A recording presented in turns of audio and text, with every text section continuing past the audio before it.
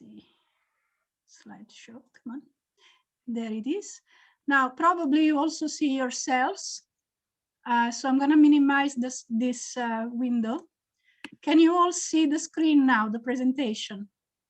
Say yes, because otherwise I cannot see you. Graziella. Yes, yeah, all right, cool, excellent. All right. So thank you so much for the invitation. I am going to speak a little bit about the discovery, as already mentioned by Wayne, but also I want to introduce some other work done by other people as well, also to provide a little bit of context. But generally, we will be talking about water on Mars and why is it important? Well, first of all, we have to specify that we are talking about liquid water on or near the surface of Mars. And why do we do that? Because searching and looking for water is one of the imperatives of every space mission to other planets, because as for life as we know it, it is inevitably linked to water.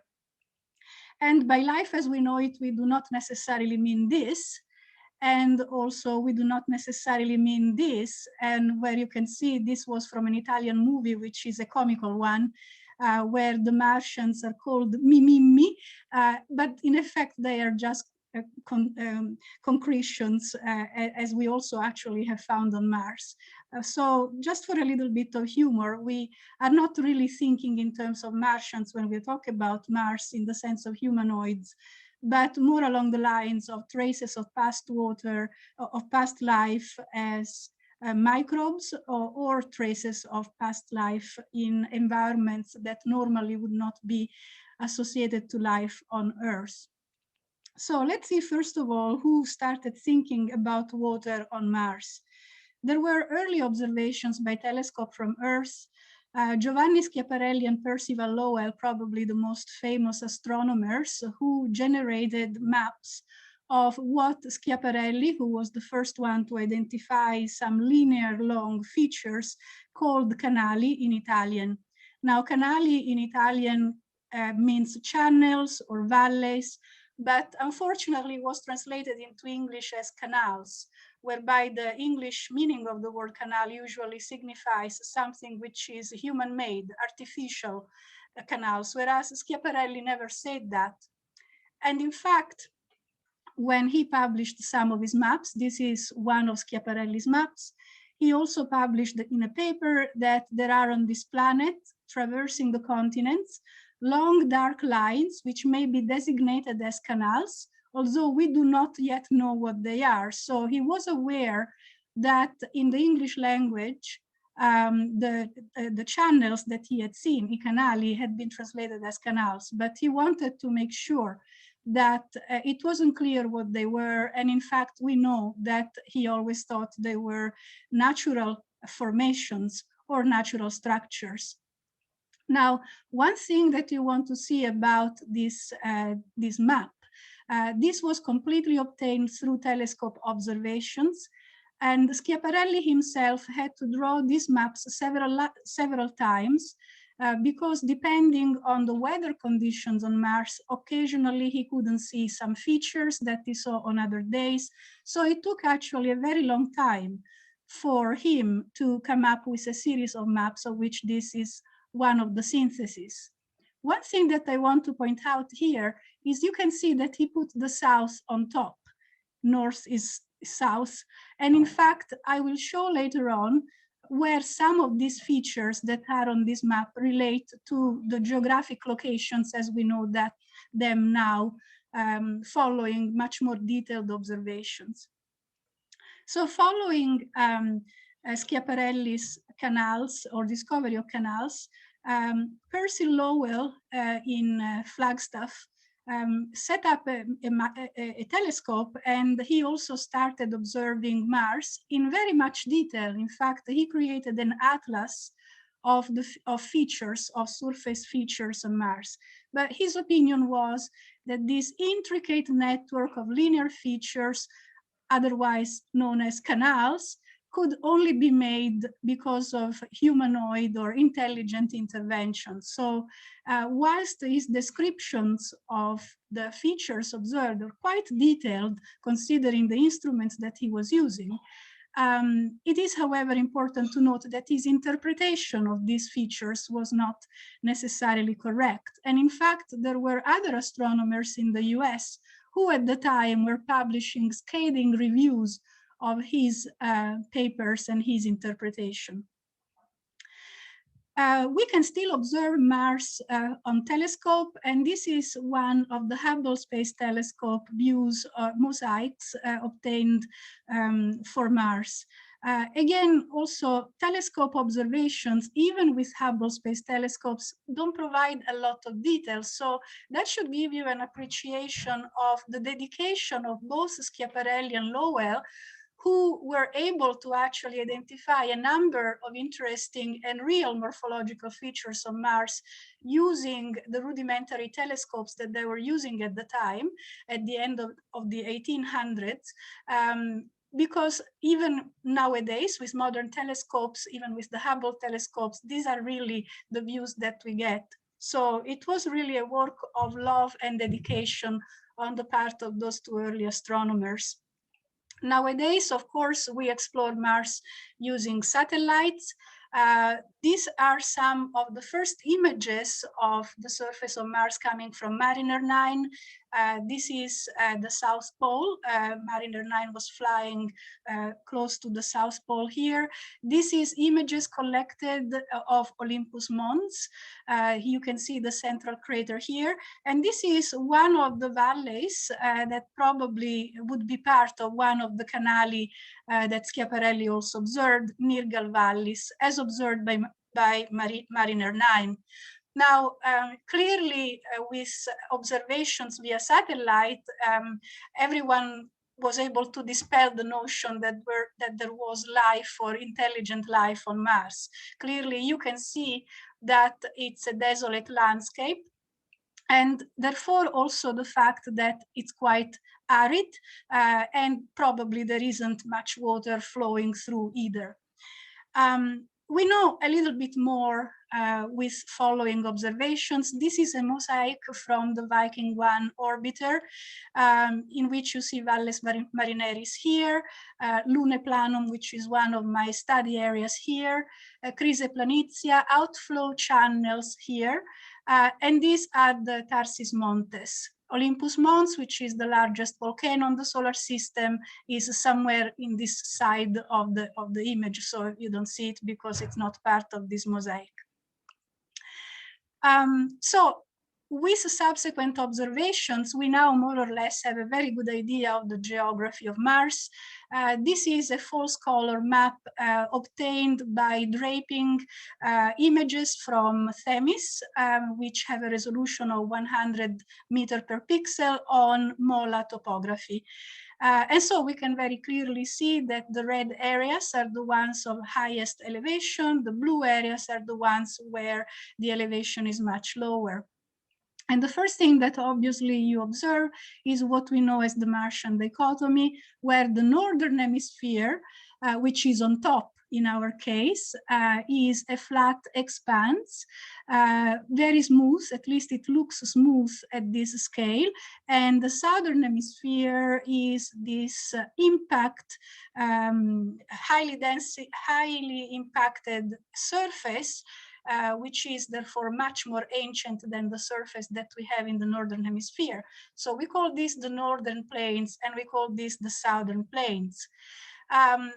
Transitionally, along the dichotomy, you have a variety of terrains. Here you have the big volcanoes, so this is all very recent material.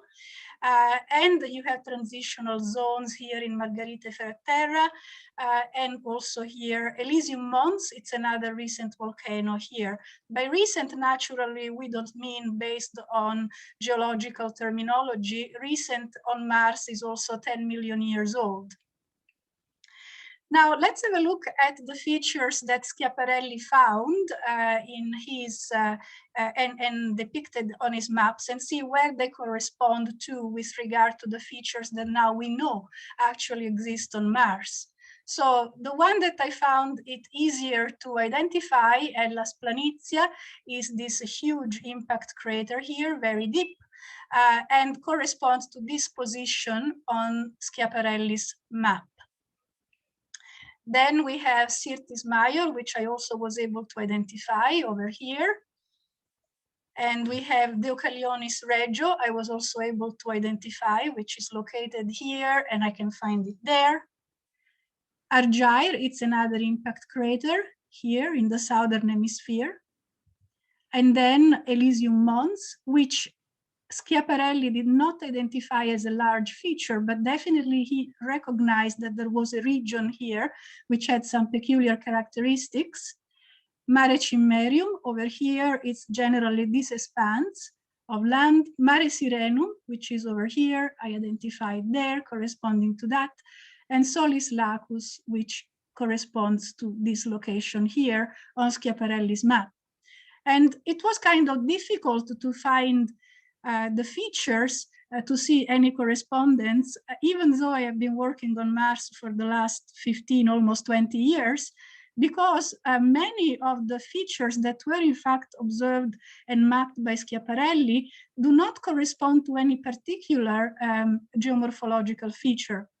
So they're probably effects of differences in albedo, and many of these linear features that he called canali are in reality tectonic lineations and tectonic lineaments that clearly indicate the effect of geodynamic forces. So that is to say, of planetary processes which are deep-seated, much more so than superficial processes like the ones that we would expect if we were looking at channels and superficial valleys.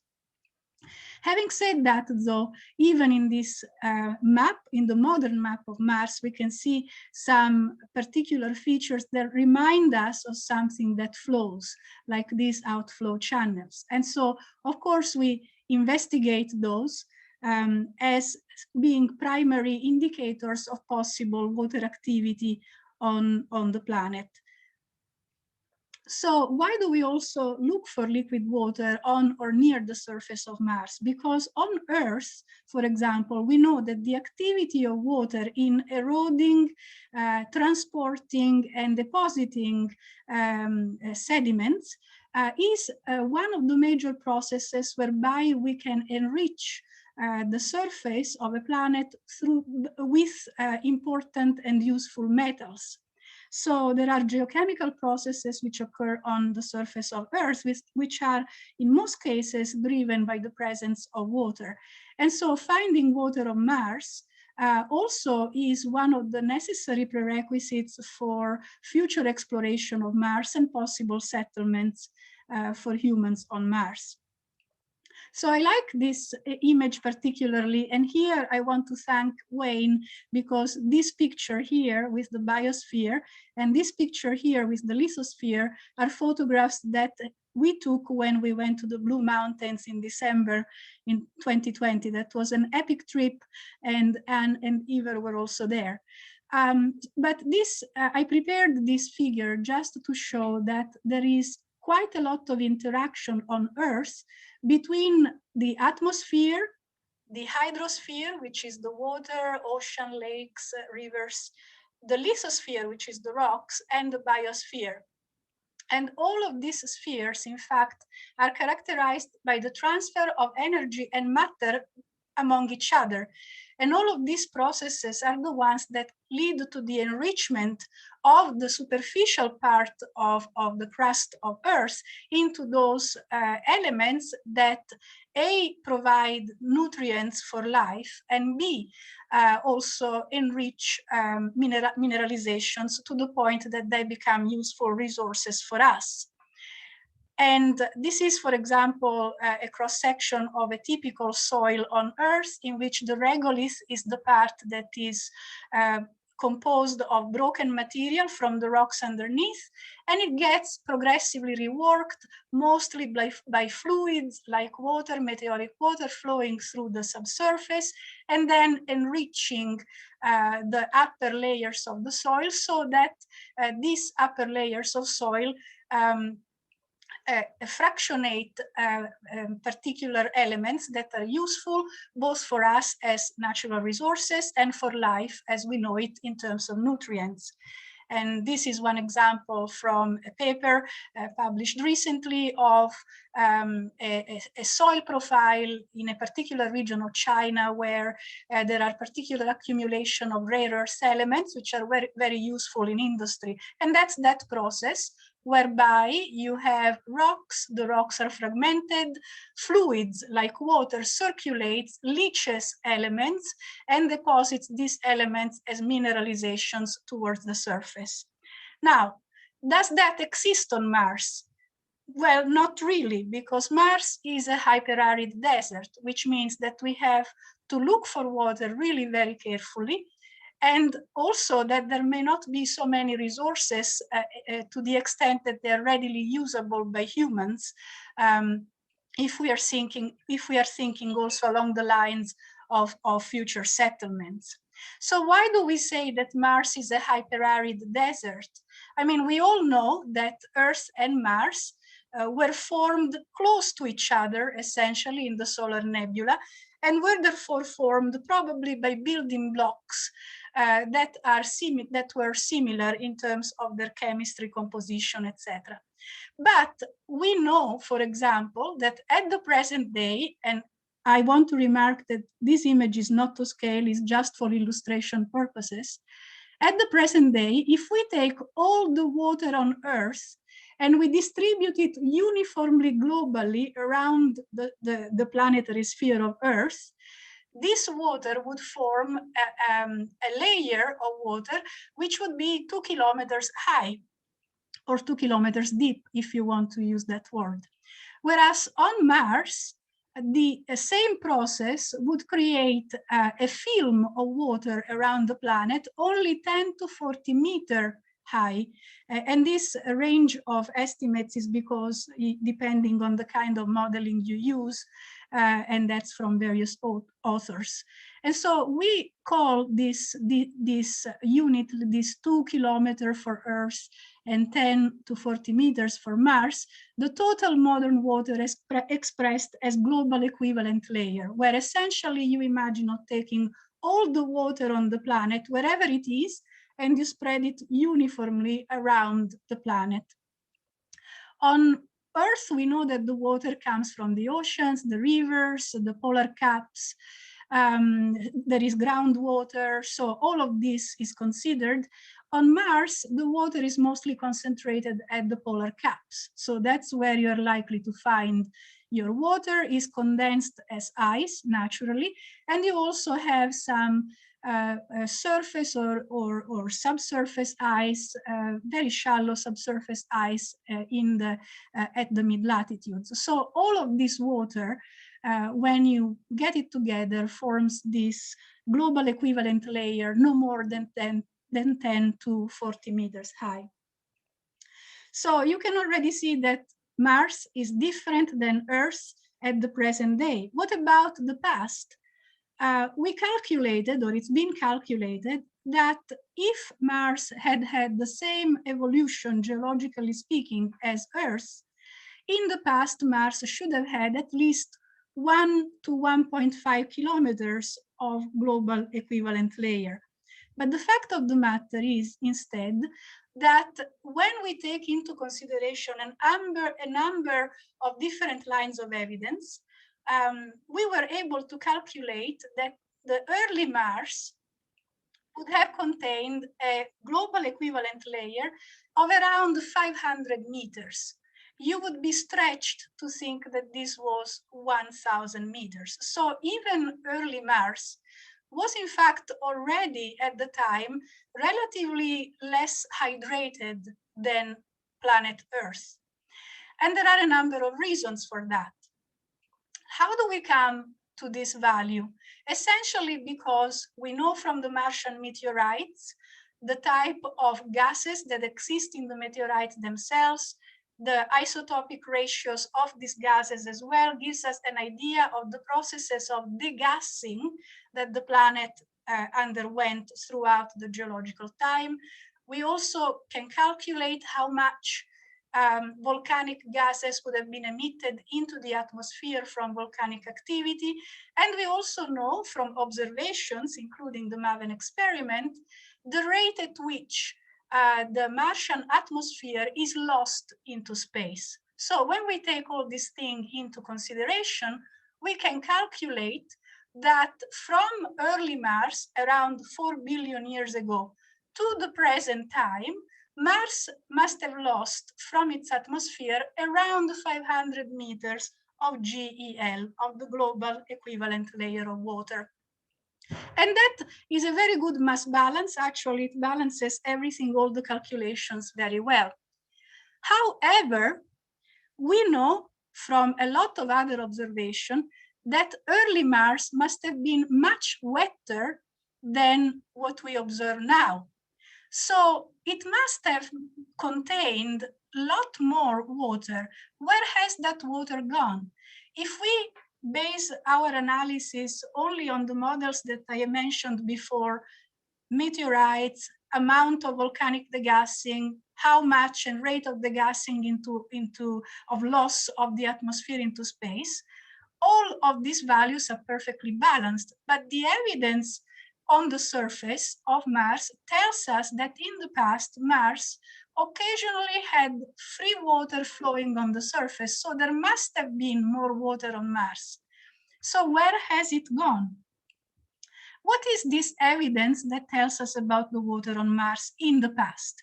I mentioned earlier the outflow channels, valley networks. So there are these features, morphologically speaking, that tell us about a wetter time for Mars. And for example, with one of my honor students, we published a paper in 2012 where we did a calculation based on algorithms from the MOLA, from the digital elevation model of the surface of Mars, where our program found a lot of these intricate little networks that are similar to river networks on Earth.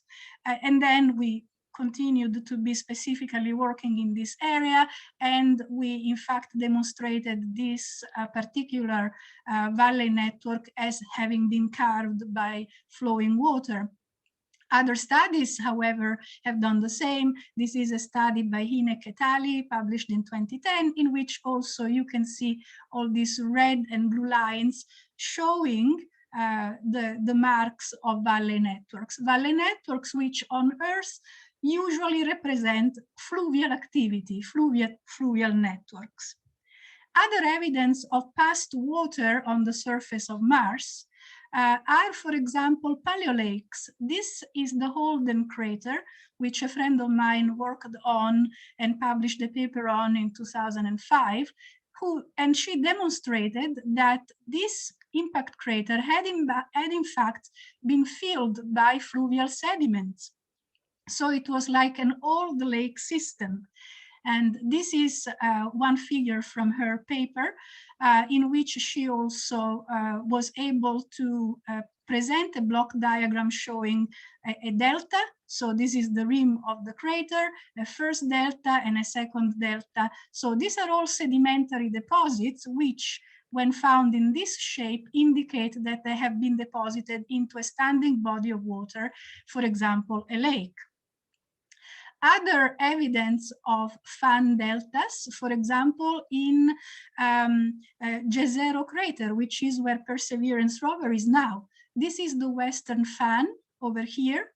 And also the western fan has been interpreted as the possible deposition of deltaic sediments into a lake system. That's why Perseverance went there. Other evidence for the presence of water on the surface or near the surface of Mars are some of these minerals that we call phyllosilicates or sheet minerals or clay minerals. These are all minerals that on Earth indicate interaction between rocks and liquid water. Very often on Earth, it's meteoric water, or it could be river water, but it could also be water that is recycled through the ground, so groundwater or even metamorphic water. But these minerals have water in their mineral formula. So clearly they indicate episodes of hydration of the surface of Mars, which suggest the flow of liquid water on the surface of the planet.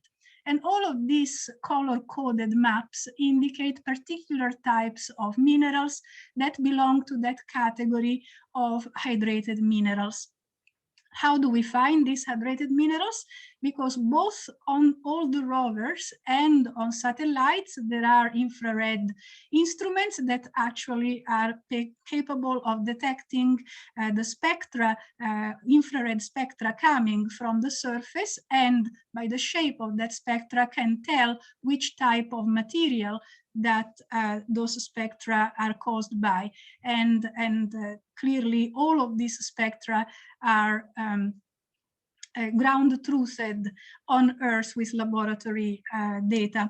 So we know that there is a variety of mineralogies on the surface of Mars, and a lot of this mineralogy is mineralogy that indicates situations of high water rock ratios on the surface of Mars. These hydrated minerals are distributed essentially all over the surface of Mars. And all of these different colors indicate different types of minerals. These are all minerals which on Earth indicate the presence of water. And require therefore to have formed from rocks by alteration of these rocks and in the presence of large quantities of water. Why don't we find these same minerals at the higher latitude? That's simply because the higher latitudes are covered by a mantle that is the product of desiccation of ice-rich regolith, of ice-rich soil. So we don't see these minerals that very well could exist also at the higher latitudes, simply because the higher latitudes regolith is basically covered by a mantle of material which is formed by the desiccation of ice-rich regolith. In order for this material to be ice-rich, obviously, that's also water-rich, even though it's solid water regolith. Now, there are different types of hydrous minerals that we find on the surface of Mars, and they have been deposited at different times in the geologic history of the planet. So that the Bibrang et al., who started collecting data of hydrous minerals with Mars Express using the Omega experiment on Mars Express, indicated specific eras, specific geological periods of Mars with the names of those particular minerals. For example, the Noachian, which is the oldest era of Mars, going from around 4 billion to 3.7 billion years ago, is characterized by deposits of phyllosilicates, in other words, clays. And therefore, he called that early Noachian up to mid-Noachian the Phyllozian period. This is transitioned then into the Theikian period, roughly corresponded to the Hesperian, where there is an enrichment in sulfates. So the phyllosilicates leave room to other types of hydrous minerals, which are sulfates, for example, gypsum, or kiersutite, which was also found on Mars. And then you have over the youngest periods from the Amazonian onwards, which is 3 billion years onwards, mostly oxidation, so oxide and oxyhydroxides. So this indicates the driest, the Siderichian, the driest period on the surface of Mars. But in the earlier periods, Noachian up to almost halfway through the Hesperian, phyllosilicates and sulfates indicated that there was quite a lot of water instead on the surface or in the near subsurface of Mars that could interact with the rocks and leave traces of these hydrous minerals that we found at the present day. So a recent model which was published in Science by Scheller and Bethany Hellman's group summarizes this very neatly, actually. So let's go through this diagram together. First of all, I want to remind you of the global equivalent layer of present-day Mars. I am reproducing a little image here. This is Mars. This was the global equivalent layer all around it. And this corresponds in this diagram to this rectangle here, which I marked in red.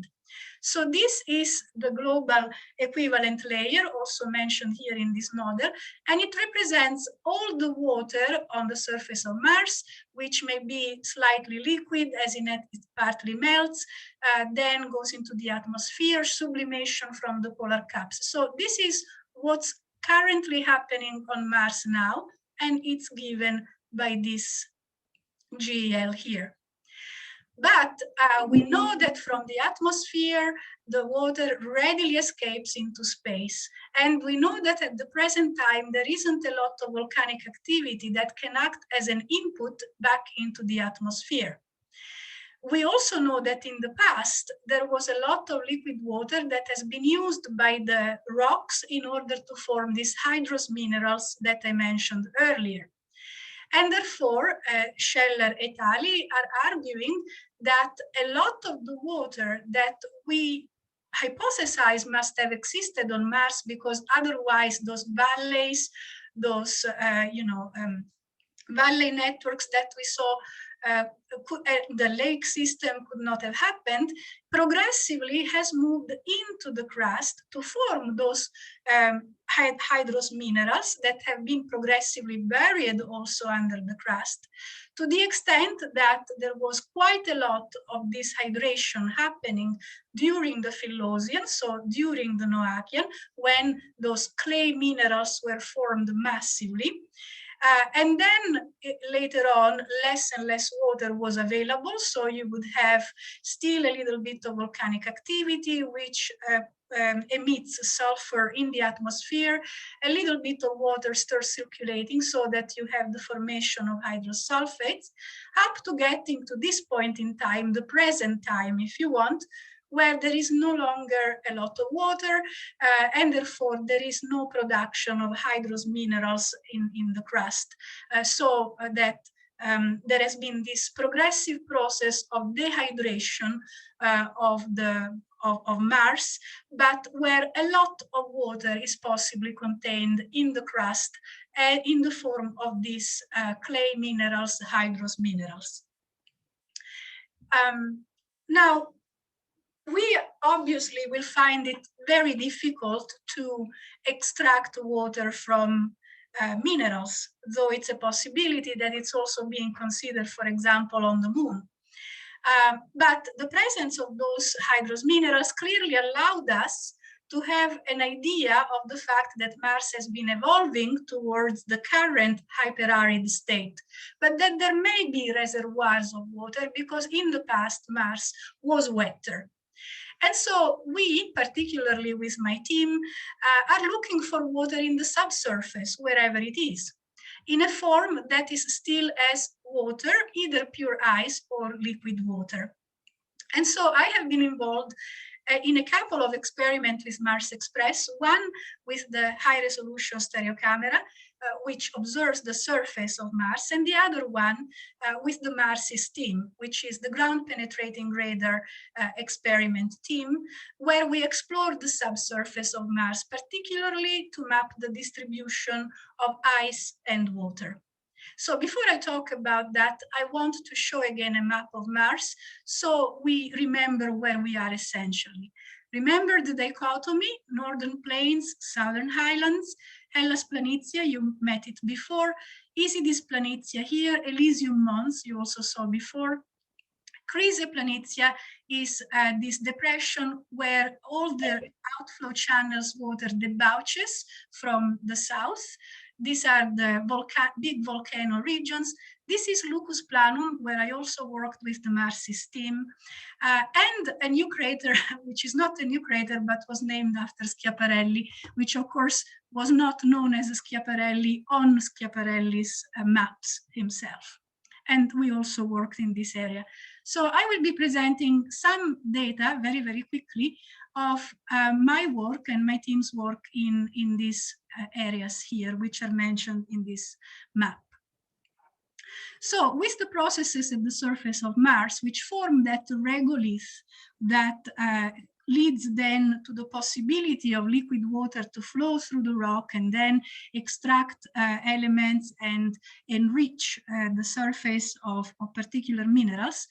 On Mars, there being very little water at the moment, mostly the processes that erode the surface or rework the surface are gardening, which is to say impact cratering, mass wasting, which is basically gravity, so slopes that lose material owing to gravity, frost weathering, because naturally you have frost cycles that break the ground expansion and contraction of the soil as well, that fragments the soil, creates debris and so forth, and aeolian, so wind action. Naturally, the wind both carries particles that erode other rocks, forming new debris, and then deposits the debris elsewhere as well. In fact, due to aeolian activity, wind activity, there is quite a global representation of fine fraction of solids that basically occurs everywhere on Mars, all intermixed from north to south, equator, etc. There may be a tiny little process linked to water at the surface of Mars, but that is really at the level of films of water around tiny mineral grains. Why did I speak a little bit about those sulfates, as I mentioned earlier?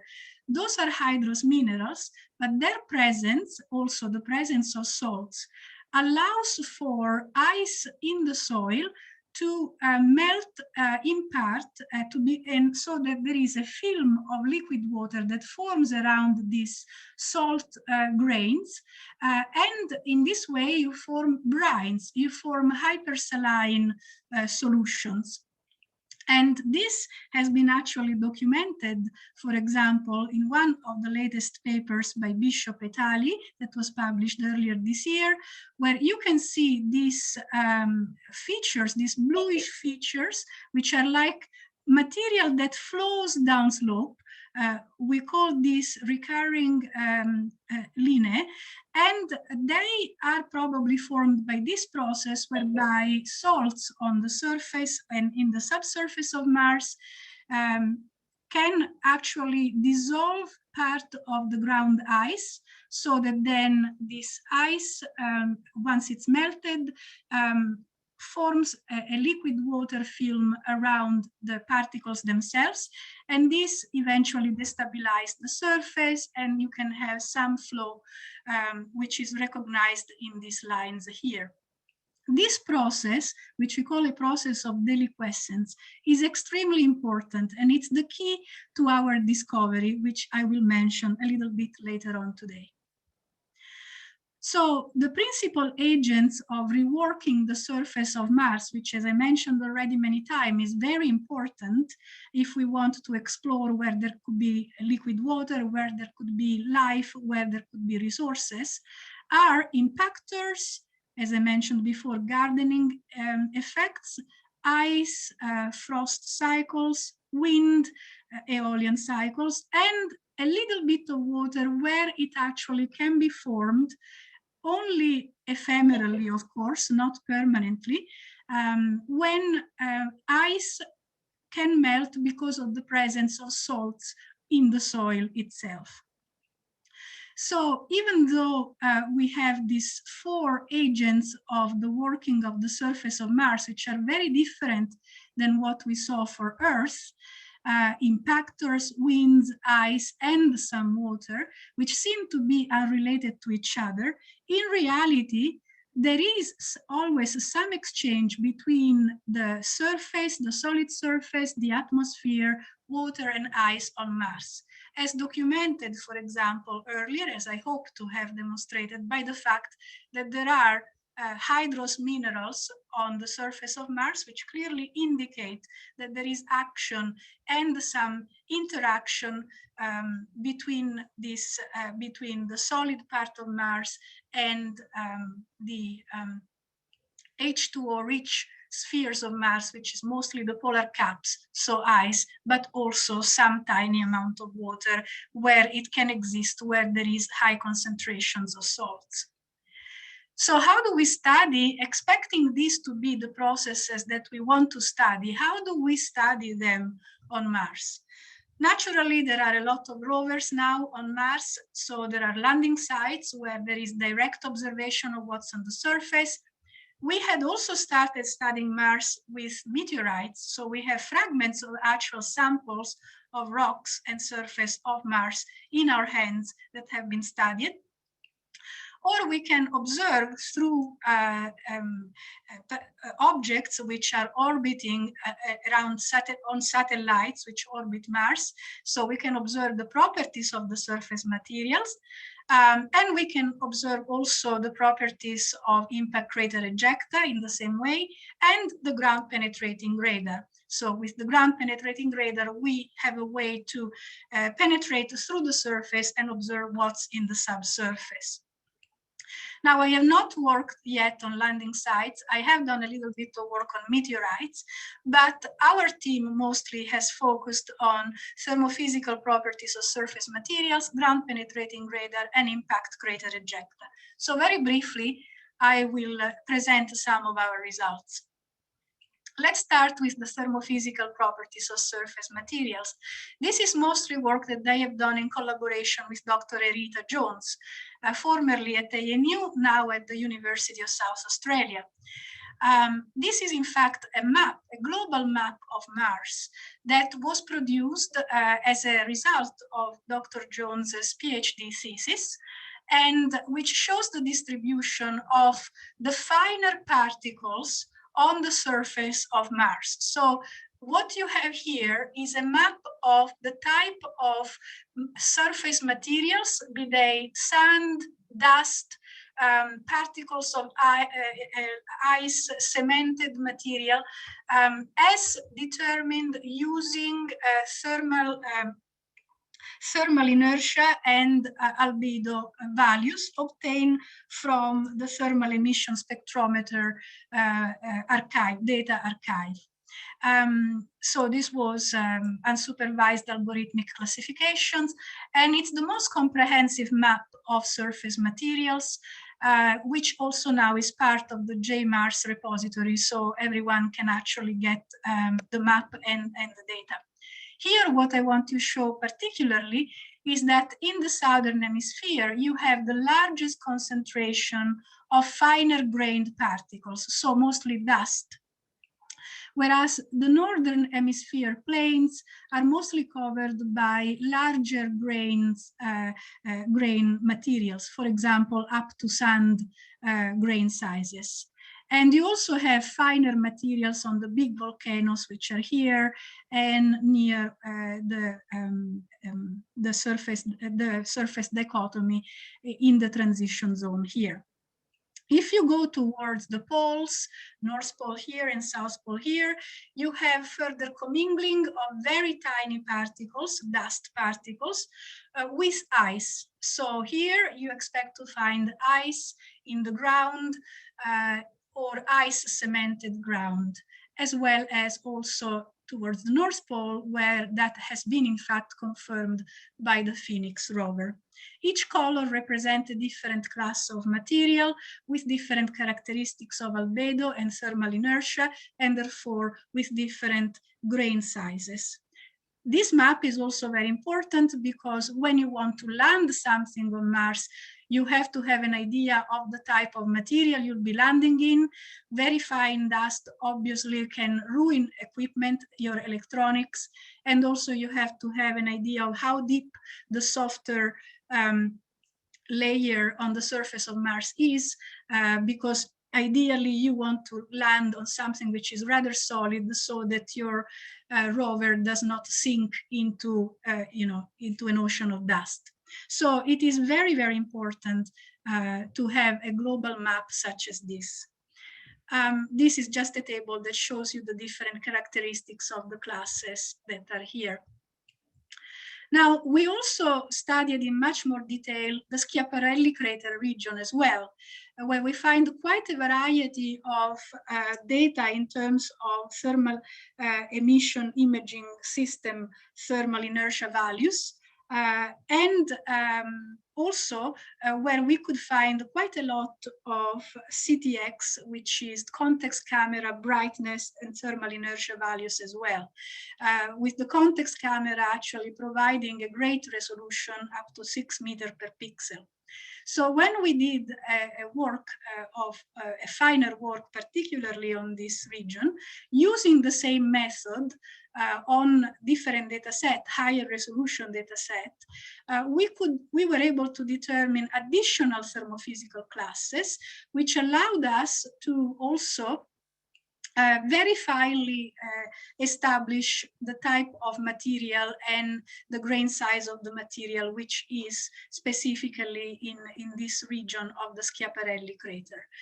So I, in fact, several years ago, when the location of the Jezero crater was still part of a long list of possible landing sites, went to Washington, D.C. to present my case for landing the mission in this region here.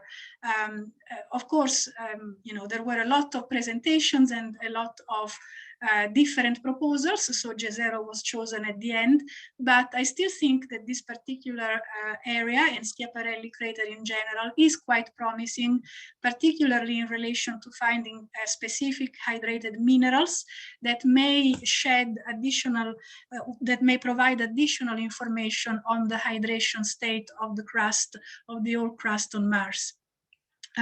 With Erita and also Dr. Frank Mills from ANU, we are continuing to work on this area, and hopefully we will submit a paper shortly to discuss the material that we find here.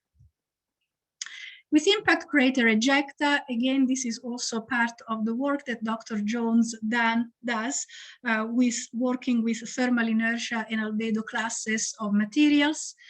I'm going to skip this for just for a second, and I might go back there if there is time. And I just want to show here a paper that Erita and I and Gordon Osinski published in 2016 in the Journal of Geophysical Research. By layered ejecta, we mean exactly these aprons of layered ejecta around impact craters. And you can see already that the ejecta don't appear to be ballistic. In other words, they are not dry. They have this kind of scalloped shapes that seem to indicate the action of fluids. And that's because when the impactor hit the surface of Mars here, clearly excavated deep enough to find layers in the crust that were rich in volatiles and possibly ice. And so because of the impacts, these volatiles then ran away with the debris that were excavated and were then redeposited and contributed to the debris being redeposited all around the rim of the impact crater. Now, Erita, Dr. Jones had the great idea to actually check whether the thermophysical properties of the ejecta layers themselves could provide some information about what was in the subsurface. And so she collected a lot of data from a lot of similarly looking impact craters from the layered ejecta, and she identified two different types of layer ejecta based on the thermal inertia and thermophysical characteristics. So that she indicated one type of layer ejecta, among those having, for example, values of brightness, of thermal brightness, larger at the rim, and those that have values of thermal brightness smaller at the rim. The smaller values of thermal brightness indicate a finer material. So this would have been layer ejecta in which the finer grain material are all towards the periphery of the layered ejecta themselves. Whereas there are other types of layered ejecta where the coarser material is at the very periphery of the layered ejecta. And these are all found in the same area. So we started wondering what's happening here. How come we have similar size impact craters, meaning that the depth of excavation was similar, and yet we have a different distribution of the type of materials in the ejecta layers. So we got to think that that must mean that there was heterogeneities in the subsurface in terms of the type of volatiles and the presence of ice in the subsurface itself. And so after a bit of thinking, this was the final model that we settled on, that we published, where we hypothesized that underneath the impact crater, so this is the surface of the planet, and this is, you're going down inside the planet. So you will have different layering types of material with different grain sizes. So you may have a coarse grained permeable layer where there may be lots of ice initially, and then you have a finer grained impermeable layer over the coarser grained. And then because there is cold temperature towards the surface, you start having the migration of this finer, of the water through the finer grained impermeable layer by a process of capillarity. And then when this capillary water reaches an upper level, it freezes and it forms ice lenses. And so here you would have a concentration of ice lenses, which are probably those that are intercepted by the impactors, so that you form the layered ejecta around the impactor themselves. And so just by looking at the distribution of the thermal characteristics of the layered ejecta, we were able to find out that there is a situation in the subsurface where there must be ice lenses similar to what happens on Earth at the northern latitudes. And in fact, I consider this to be a situation similar, for example, to what we find in Iceland. In this particular area, you have a glacier here, and you have the tongue of the glacier moving forward, and at the very periphery of this tongue of glacier, you would find a variety of different grain sediments which have been deposited by the glaciers itself. And this kind of environment is what I think can explain also the peculiarities of that area on Mars where we studied the layered ejecta.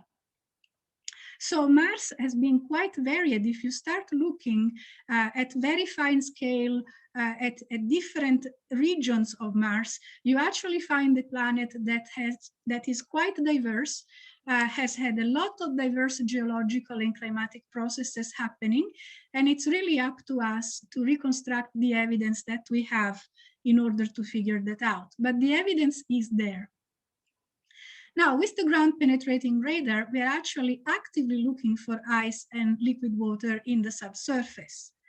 And so that's what I call modern ice, because it's ice that is there now and that we can find. So very briefly, I'm going to show you this little bit of a film which was produced by the European Space Agency to advertise our discovery, so that you know more or less what I'm going to talk about from now on.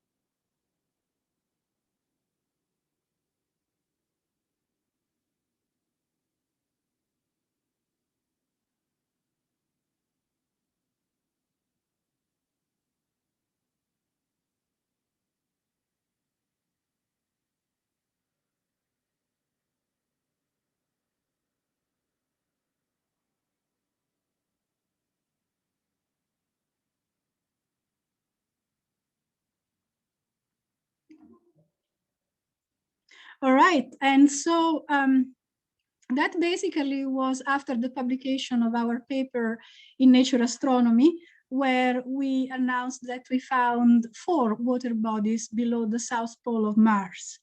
And this is the excellent team that led to the discovery, all these good-looking Italian people, including myself. So it's a team of 13 people comprising physicists, engineers, geologists, because these discoveries really need to be multidisciplinary. You require a lot of expertise to interpret the data. You require a lot of expertise to acquire the data and process the data. So we all are working together. We clearly are still working together and following up on the work, which is great, to be honest, but clearly is what is necessary to get to some big discoveries on other planets. They are monumental kind of work and analysis, and no one country and no single team can do it really. So collaboration is the key, essentially, to these discoveries. But to talk specifically about the discovery, we used MARSIS, the ground penetrating radar. So this is Mars Express, the satellite which has been orbiting around Mars since 2003. And this is the antenna of the radar that's 40-meter long. So how does it work? I think many of you already heard me talk about this at another seminar that I held, but as a refresher for everyone, I think it's useful. Essentially, in this diagram, you have this dashed line, which represents the flight path of the satellite. And these yellow circles represent the position where the satellite is along the path. So let's say that your satellite, Mars Express, is here, and this yellow line represents the antenna MARSIS. So you send radar pulses toward the surface of Mars, which is indicated here in red. And some of these radar waves, which are at a frequency between 1.8 to 5 megahertz, more or less, some of the energy gets reflected, and so you get a reflection from the surface that your satellite and your instrument intercepts, having flown from here to here at this point. But some of the signal can penetrate through the surface, and where it finds a reflector, reflects it back, some of it, and now you get that reflection at this position where your satellite is now at this position. So there has been effectively a delay between the time at which you send the signal and the time at which you collect your reflected from the subsurface signal here. And that this distance in time is actually what gives you the possibility to calculate how deep this reflector is. If the reflector was deeper, obviously you would intercept it here, so there would be an additional time delay. So that's basically the principle. Not only we are talking about the time delay in terms of acquiring the reflected signals, both from the surface and the subsurface, but you're also considering the strength of the reflected signals. So normally, the signals that are reflected from the surface are the strongest one. So if we draw here, just as a diagram, a position along track here on the horizontal axis and the intensity of the signal on the vertical axis with higher intensities up, you can see which for a normal surface reflection, generally this is higher than any subsurface reflection. So that any subsurface, than any reflection coming, for example, from here, that you collect here. So intensity that you collect here from the surface is higher than the intensity of the reflected wave from the subsurface that you collect here. Except that if you find something from the subsurface which is stronger than the surface, then this can only, well, let's say only in quotation mark, be from liquid water. So when you have a higher intensity of the signal that's reflected from the subsurface, higher than the surface reflection, that's an indication that there could be liquid water in the subsurface. And that's exactly what was found in 2018 when for a discovery that was presented by Orosei et al. In the paper Science. So I skipped a couple of slides because I want to go there straight. This is a region, this is the South Pole here, and this is the region where images. Fantastic. I can hear you guys. Sorry. Was talking. So anyway, so this is the South Pole here, and this is the location where Orosei and colleagues detected that very bright signal from the subsurface, which they then published in Science, interpreting it as the presence of a liquid body of water about 20 kilometers across. So this is what we call a radargram. This is the brightness coming from the surface of the planet. These are all subsurface reflections here. You can see stratification. That's because the polar ice deposits are in fact stratified, and there is also a lot of dust in them. This is the rock underneath, and this is where there are very strong reflections coming from the base of the pack of ice, essentially 1.5 kilometers of ice here, very bright reflection here. So this bright reflection, this is given in intensity. As you can see, the red is the surface reflection, the intensity of the surface reflection. And here, where you see this brightness here is the higher intensity of the bright reflection, was interpreted as being a body of liquid water. Now, this needed to be confirmed naturally, and we indeed confirmed this with the 2021 paper that was published in Nature Astronomy. We studied a much larger area. We expanded the number of orbits that we collected data from, and we, in addition to that, used a different mode of acquisition, which we call as superframe in flash memory. And there, in this way, we were able to amplify the signal to noise ratio, so that we got a much better view of what exists underneath the ice polar cap in this region. How do we distinguish where there is water from where there is no water? As an example, I show you these four tracts, which are indicated in red here. Each one of these white lines indicates a tract. In other words, the footprint of the radar as it explores the subsurface. So these are orbital tracts as shown on the ground. And so in red, the ones that I'm going to show you in the next slide, the asterisk here represents the location of Orosei et al.'s 2018 lake.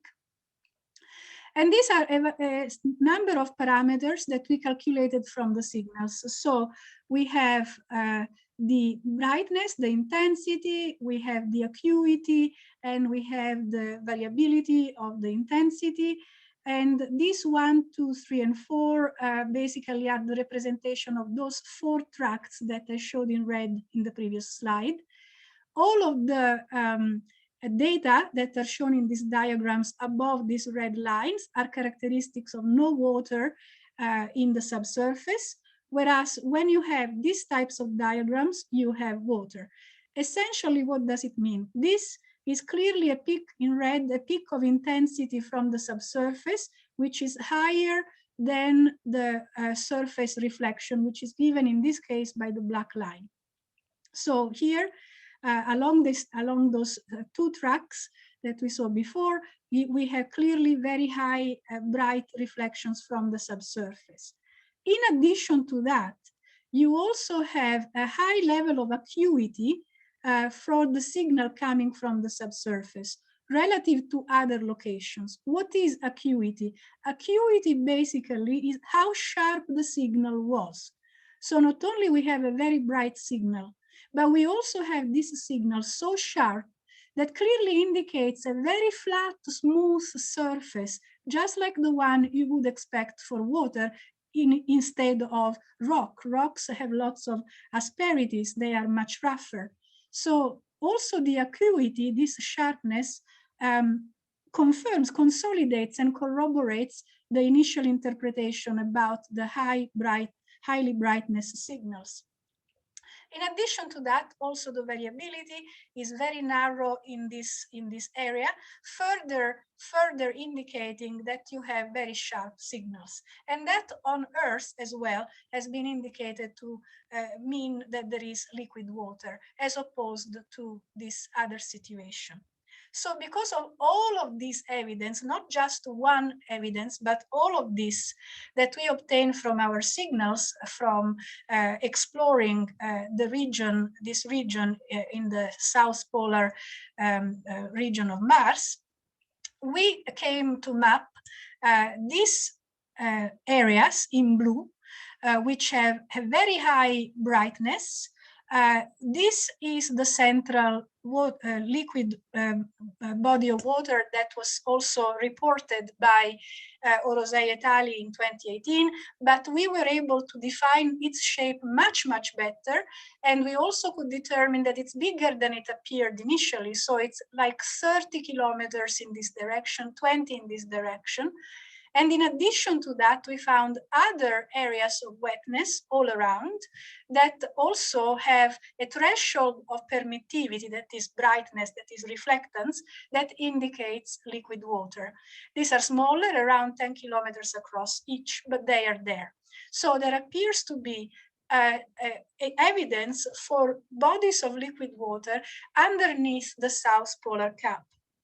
In this way, we are essentially fulfilling one of the main objectives of the Mars's mission and experiment, which is to map the distribution of liquid water in the subsurface of Mars. And we explored a particular region of the South Polar Cap where we knew that the surface was relatively smooth, so we would have fewer interference effects that would mask the signal coming from the subsurface.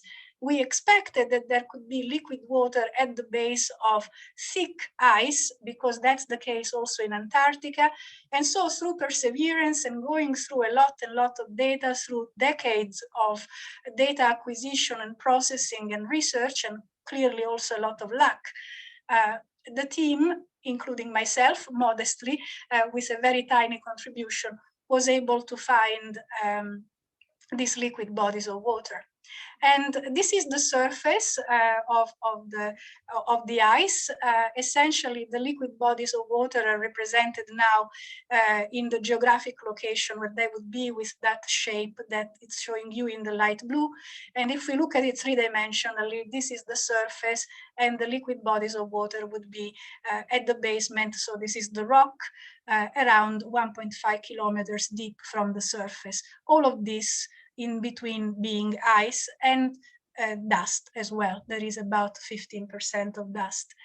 So this discovery eventually led to my winning the Scientist of the Year award, which Wayne mentioned earlier. It was a great evening with all of my friends in Sydney, including Wayne, including Anne and Iver, and lots of people also from USQ, which was fantastic.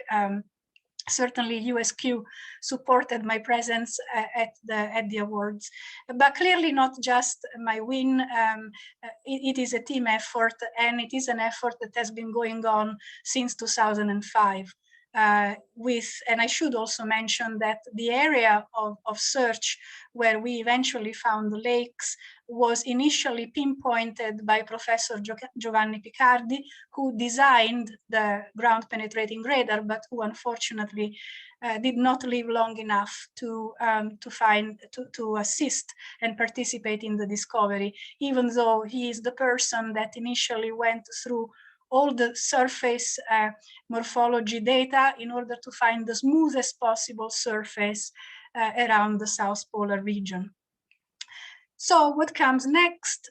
Naturally, we keep working using the ground penetrating radar. We are exploring the North Pole, or rather setting up the instrument to acquire data also from the North Pole, while we continue our exploration of the South Polar regions of Mars. But we're also conducting laboratory experiments, because now the big question is, our hypothesis for the presence of liquid water at these very low temperatures is that these are hypersaline water. So there is a process similar to the one I discussed earlier, where ice melts because of the presence of these salts in the surface materials of Mars, so that you can form these brines, these hypersaline liquid waters that remain liquid even at these temperatures.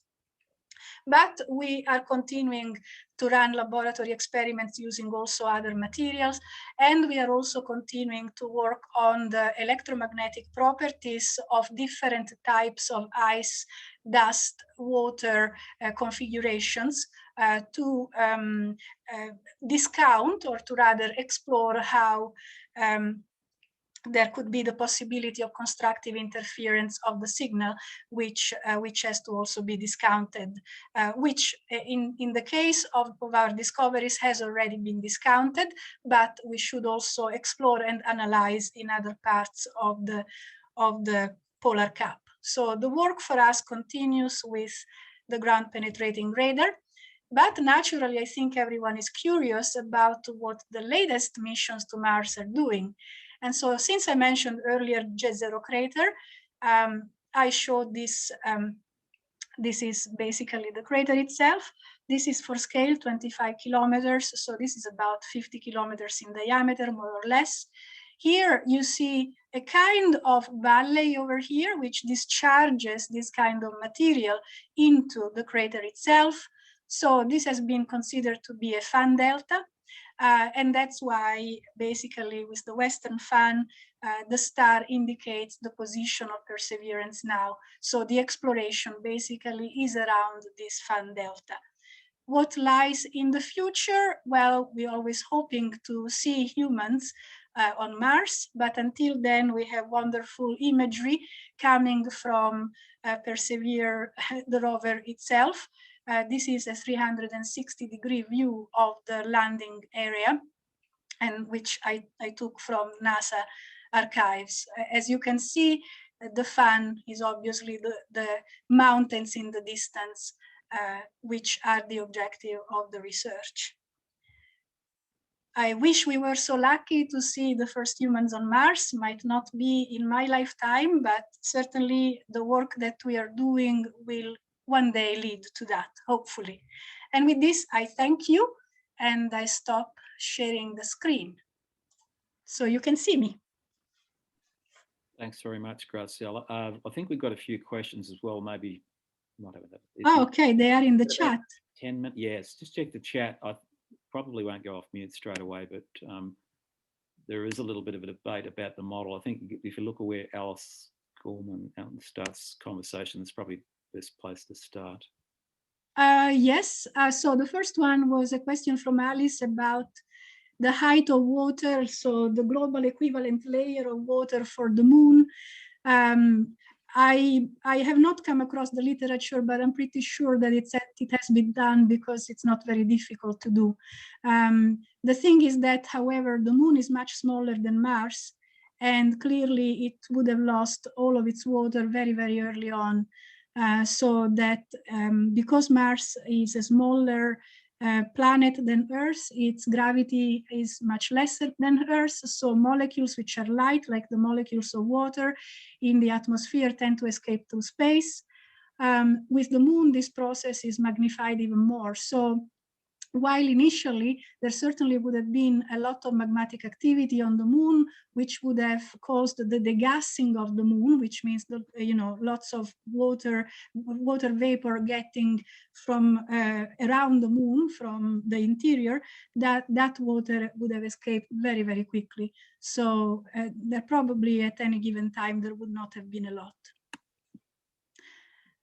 I think I worked out the moon's global equivalent water was measured in millimeters. Yeah, there you go. That's exactly the point. Okay. Oh, so many of these questions have been already answered. But of course, the Earth is twice as large. Okay, so yes, this is an important question. 500 meters deep is lower than the Earth, but the Earth is twice as large as Mars. And does it make a difference? Well, yes. If we scale the Earth to the size of Mars, then we would have expected to have at least 1 kilometer of global equivalent layer on Mars. So that's why we say Mars was kind of losing its water budget already from the very beginning. because early Mars, based on what we have in terms of mass balance, would have been only 500 meters. However, it all depends also on the models that you use. Depends on whether there was a magma ocean initially, thereby indicating whether the degassing process would have been much faster or whether it was slower. So there are a number of model-dependent variables there that we haven't figured out yet that might actually increase that value of 500. But at the moment, that's the best estimate. And yes, it basically scales, if we were to scale Mars relevant to Earth in the same way that we scale Earth, then it was already dehydrated at that stage. Okay, is there any proposal to fly a bistatic GPR to increase revolution? And I don't know what a bistatic GPR is. At the moment, we are trying to extend the mission for Marsis because we are still collecting more data and we are refining our processing. I have always said that we need another GPR with operating at different frequencies. There actually is another ground penetrating radar orbiting on Mars Reconnaissance Orbiter, which is Charade, also of Italian construction. It operates at different frequencies and therefore it penetrates less at lower depth than Marsis does, and it provides therefore different kind of information. So one good thing would be if the two radars could operate in tandem, which at the moment is not happening very well for a number of technical reasons. But that would be something that we are looking into together with the Charade team, and it's something very important to do. Julian, can you explain to me what a bistatic GPR is, if you're still online? I don't see. Graziella, can you hear me? Hang on, go for it. What I mean by bistatic radar is that the transmitter and receiver are on separate aircraft, but they fly in tandem, one behind obviously the transmitter in front of the receiver. So it allows you to have a larger return time if you need it. Yes, actually, Marsis already kind of operates more or less like that because it's a multi-look radar. So it does operate by looking in 3 different directions. So what I show in the diagram was the nadir direction, because that's where you get your strongest signals. But in reality, Marsis is also looking ahead and in the back as the orbiter runs. So the engineers in mission control in Rome, they actually do all their calculations using Doppler effects, which is similar to what you're suggesting to some extent in my mind, at least, to having a combination of 2 different crafts imaging the same area with 2 different angles, essentially. So Marsis actually does that in its multi-look mode. So if I go to, okay, are the Marsis signals sent out uniformly during the orbit or only over selected regions? So in principle, they are sent all the time, but they are not uniform in as they are pulses, precisely because you have to have that Doppler effect response, which is that multi-look mode of operation that we mentioned earlier. So yes, it's uniform in as wherever it flies, it sends its signal. Now, obviously, the instrument, while it operates on a regular basis, if we want it to operate on a specific region, we must organize it with the European Space Agency, with mission control. So there is mission control in Rome for the instruments that has to apply to ESA to fly over a certain area where we intend to acquire specific data. So there is a request there, but otherwise it generally has a tends to, it's looking for a global coverage.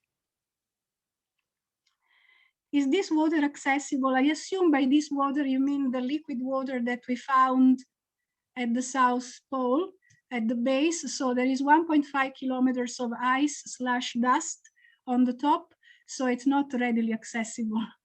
And also I would suggest that thinking to land something on in the southern hemisphere is generally a little bit problematic, because there is not enough atmosphere to break the descent of a lander. So at this stage, I don't think even our water is accessible, but the discovery suggests to us that we may look for first of all, that there is subsurface liquid water that we can find. And so that if we keep looking using similar methods, perhaps we can find it also in areas where it might be accessible. In addition to that, it gives us some indication of the fact that liquid water, which is hypersaline, may contain a lot of dissolved oxygen.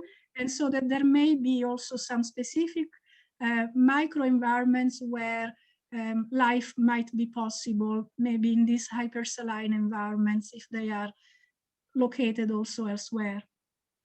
But at this moment, this water being under 1.5 kilometers of ice is not accessible. However, you could easily access the ice on top and melt that.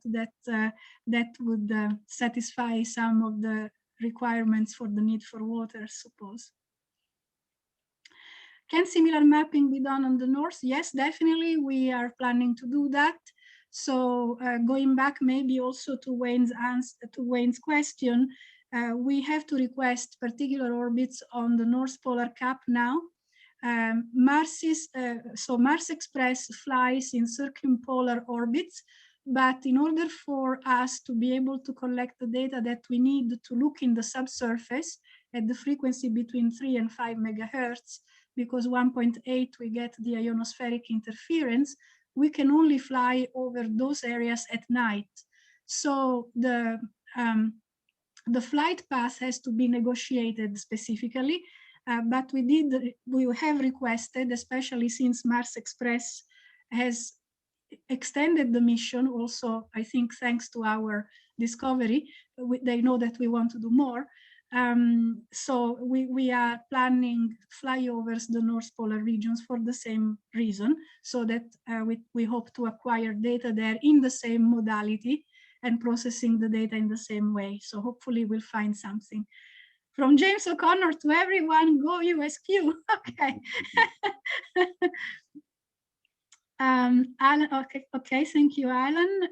Thank you, Rowena. Oh, thank you, thanks. Yeah, this too. 1.5 kilometers is not deep drilling by terrestrial standards, but imagine assembling all the equipment on Mars without humans there doing it. I leave you with that thought. In fact, one possibility was we were thinking of a network of active seismic instruments, but they also, you have to have a seismic array. Normally on Earth is not a problem. You have the geophysicist going on the ground and placing the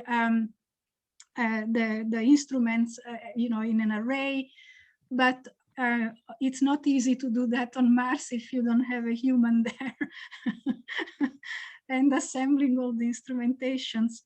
So in my mind, orbiters still will give us quite a lot of information about Mars, I think. So that's our best chance. We'll see. Apologies, I have to go. Okay. Wonderful info. Thank you. All right, thank you guys. I hope it was clear, because I had to rush over a few things, but I am aware of the time and I don't want to keep everyone, also it takes some attention. So thank you so much for for inviting me and for giving me the opportunity to talk about our work. And there is a lot more coming, so I hope to be invited again in the future. Thank you for now. Thanks very much, Graziella. It was excellent talk. Very exciting, Graziella. Give you a clap. Hopefully you can hear that. And for those people who want to hang around a little bit longer, we can talk about Richard Branson plus the Mars Zhurong rover as well, which I've got some video on. So maybe another 20 minutes. So I will, if you hang on a bit longer, we'll have a bit of a discussion.